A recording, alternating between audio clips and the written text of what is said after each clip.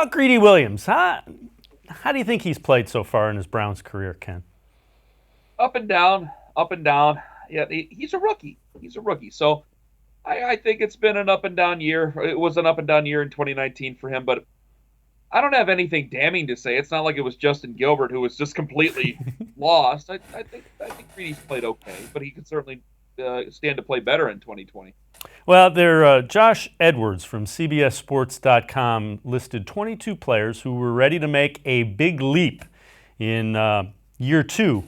And this is what he had to say. Greedy Williams is on that list. Williams missed a large portion of the season with a hamstring injury.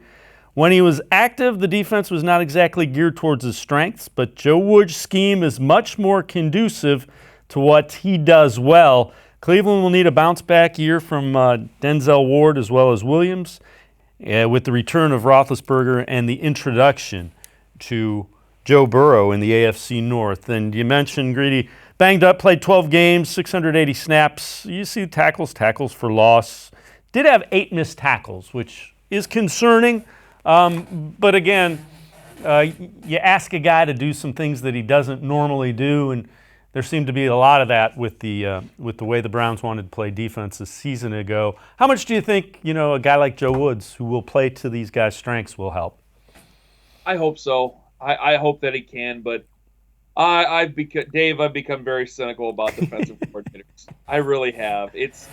Every year it seems to be a magic trick because we know. I think fans know, myself included. I think we know offense decently. We don't know everything, but we know offense pretty well. Defense, it's just like a magic trick, and things just happen, and we go, okay, that's great. And I've listened to guys who have broken down defense, and I just sit there and I'm quiet and I just try to write things down and I marvel at them. I really do. I try to listen to every defensive coach that's around and just listen to them if they're willing to take the time to break some things down for you, which it's rare, especially in the NFL. Then I'll sit there and I will listen to them on defense all the time. Mike Pettin was always great there's a board over in Berea.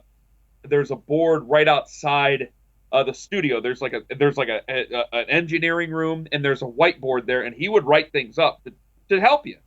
Like, okay, I'm not just telling you this is what we would do. And he would write some things up, and you would sit there and try to understand, because it's such a hard thing. You don't know where the ball's going. You can guess, but it's such a difficult task to do. And so many of these guys are looked at as miracle workers when they first come in. I'm going, man, I'm done. I'm done. Like Ray Horton twice over, and it goes. Greg Williams. Greg did what he could with Jabril Peppers playing out in Avon Lake. He did what he could, but it's just like, man, until they actually play good defense. I hope Joe Woods is the guy, but it's not his fault. I have to remain cynical. Hate to say that, but it's true.